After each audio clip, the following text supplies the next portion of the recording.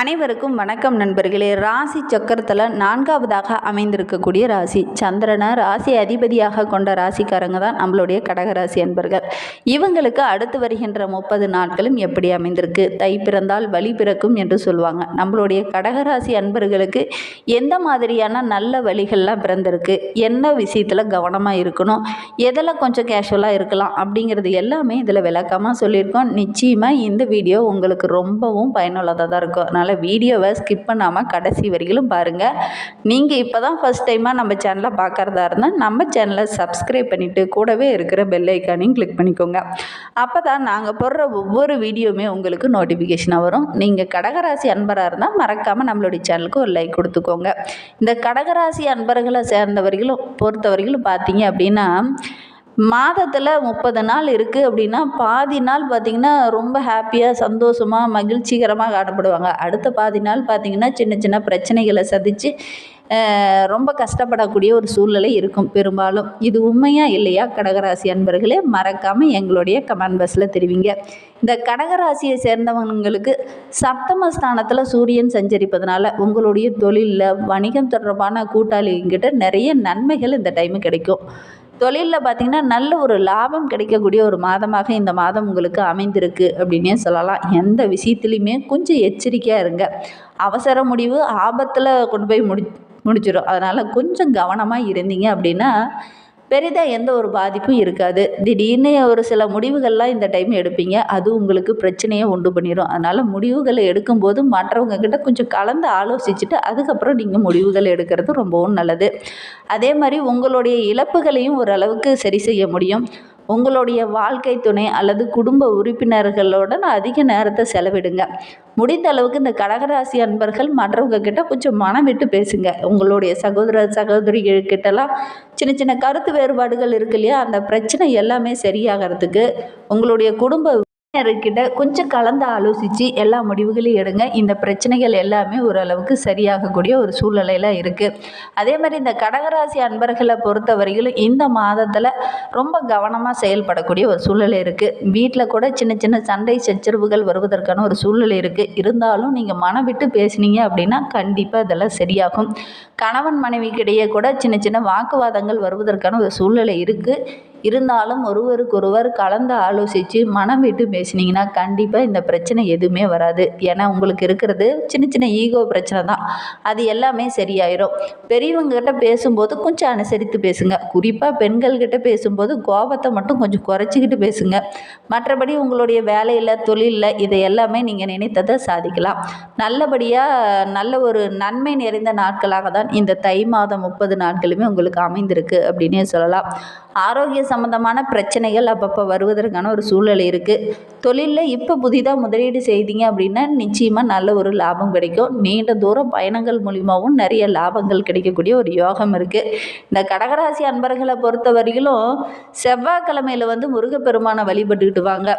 உங்களுக்கு இருக்கிற பிரச்சனைகள் எல்லாமே படிப்படியாக குறைய ஆரம்பிக்கும். கடகராசியில் புனர்பூசம் 4ஆம் பாதத்தில் பிறந்தவங்களுக்கு அடுத்து வருகின்ற 30 நாட்களும் எப்படி அமைந்திருக்கு அப்படிங்கிறத பார்க்கலாம். அவங்க ஜோதிட ரீதியாக உங்களுக்கு ஏதாவது சந்தேகம் இருக்குது அப்படின்னா டிஸ்கிரிப்ஷனில் நம்பர் கொடுத்துருக்கேன், அந்த நம்பருக்கு கான்டாக்ட் பண்ணி முன்பதிவு செய்துக்கோங்க. ஏன்னா நாங்கள் சொல்கிறது எல்லாமே பொதுவான பலன்கள் தான். உங்களுடைய சுய சாதகங்களை வைத்து கணிக்கும் போது தான் அதை கரெக்டாக சொல்ல முடியும். அதனால் டிஸ்கிரிப்ஷனில் இருக்கிற வாட்ஸ்அப் நம்பருக்கு உங்களுடைய சுய ஜாதக விவரங்களை சொன்னீங்க அப்படின்னா நிச்சயமாக கணித்து ஒரு நல்ல சொல்யூஷன் வழங்குவார். இந்த கடகராசியில் புனர்பூசம் 4ஆம் பாதத்தில் பிறந்தவங்களுக்கு இந்த தை மாதம் 30 நாட்களுமே ரொம்ப அதிர்ஷ்டமான மாதமாக இந்த மாதம் அமைந்திருக்கு. ஏன்னா குரு பகவான் மாதம் முழுவதும் லாபஸ்தானத்தில் வக்கரகம் அடைந்திருந்தாலும் 3ஆம் இடத்துல சஞ்சரிக்கக்கூடிய கேது எடுக்கிற முயற்சி எல்லாத்தையுமே வெற்றியாக்குவார். மனதில் ஒரு புதுவிதமான நம்பிக்கை கிடைக்கக்கூடிய ஒரு மாதமாக இந்த மாதம் அமைந்திருக்கு அப்படின்னே சொல்லலாம். செயலில் ஒரு துணிவு, பேச்சில் ஒரு கனிவு, இது எல்லாமே இந்த மாதத்தில் இருக்குது. எடுத்த வேலையை கரெக்டான டைமில் செய்து முடிப்பீங்க. குடும்பத்தில் இருக்கிறவங்ககிட்ட கொஞ்சம் ஆலோசனை மேற்கொள்ளுங்க. ஆலோசனை பெற்றீங்க அப்படின்னா நல்ல ஒரு முன்னேற்றமும் நல்ல ஒரு ஒற்றுமையும் இருக்கும். உடன் பிறந்தவங்ககிட்ட பேசும்போது ரொம்ப கனிவாக பேசுங்க. மாதம் முதல்ல இருந்தே புதன் பகவான் உங்களுக்கு சாதகமாக இருக்கிறார். இந்த மாதம் கடைசி வரையிலுமே உங்களுக்கு சாதகமாக இருக்கிறதுனால எல்லா இடத்துலையுமே நல்ல ஒரு முன்னேற்றம் இருக்கும். ஒரு சிலருக்கெல்லாம் பார்த்திங்கன்னா சொத்து வாங்குவதற்கான யோகம்லாம் இருக்குது. குடும்பத்துலேயும் ஏதாவது ஒரு சுபகாரியம் நடக்கிறதுக்கான யோகம்லாம் இருக்குது. திருமண வயதில் இருக்கிறவங்க வரன் தேடிட்டு இருந்தீங்க அப்படின்னா கண்டிப்பாக இந்த டைம் முயற்சி பண்ணுங்கள். நல்ல ஒரு சாதகமான பலனை இந்த மாதத்தில் எதிர்பார்க்கலாம். வீட்டில் பராமரிப்பு பணிகளை அந்த டைமு செய்யலாம். ஏன்னா இந்த டைமு வீடு கட்டி குடியேறுவதற்கான ஒரு யோகமும் இருக்குது. ஒரு சிலர்லாம் பார்த்திங்கன்னா வீடு பராமரிப்பு பணிகளை அந்த டைமு செய்யலாம். அப்படி செஞ்சீங்க அப்படின்னா நல்ல ஒரு மாற்றம் வரும். அதே மாதிரி உங்களுடைய நீண்ட நாள் கனவு இந்த மாதத்தில் நிறைவேறும். பணவரத்தும் ஓரளவுக்கு திருப்திகரமாக இருக்குது.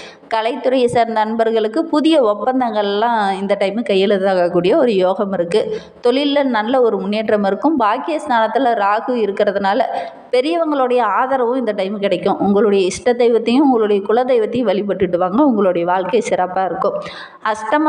ஸ்தானத்தில் சனி சஞ்சரித்து வருவதனால எப்போதுமே ரொம்ப எச்சரிக்கையாக இருங்க. ஏன்னா உடல் நலத்தில் சின்ன சின்ன பிரச்சனைகள் வருவதற்கான ஒரு சூழ்நிலை இருக்குது.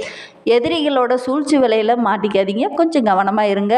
அப்படி கவனமாக இருந்தீங்க அப்படின்னா உங்களுடைய செல்வாக்கும் அந்தஸ்தும் படிப்படியாக உயரும். அப்படி இல்லை அப்படிங்கிற பட்சத்தில் சின்ன சின்ன சோதனைகளை சந்திக்க வேண்டிய ஒரு சூழ்நிலை இருக்குது. உங்களுக்கு சந்திராஷ்டமம் அப்படின்னு பார்த்தீங்க ஜனவரி 30ஆம் தேதி உங்களுக்கு சந்திராஷ்டமம் இருக்குது. அன்றைய தினம் நீங்கள் புதிய முயற்சி எதுலேயும் ஈடுபட வேண்டாம். பூசம் நட்சத்திரக்காரர்களுக்கு இந்த தை மாதம் 30 நாட்களுமே திட்டமிட்டு செயல்படுங்க. உங்களுக்கு எல்லாம் வெற்றியாக அமையும். ஏன்னா உங்களுடைய நட்சத்திரநாதன் அஷ்டமஸ்தானத்தில் ஆட்சி பலத்துடன் சஞ்சரிப்பதனால ஒவ்வொரு வேலையிலும் ரொம்ப நிதானமாக செயல்படுங்க.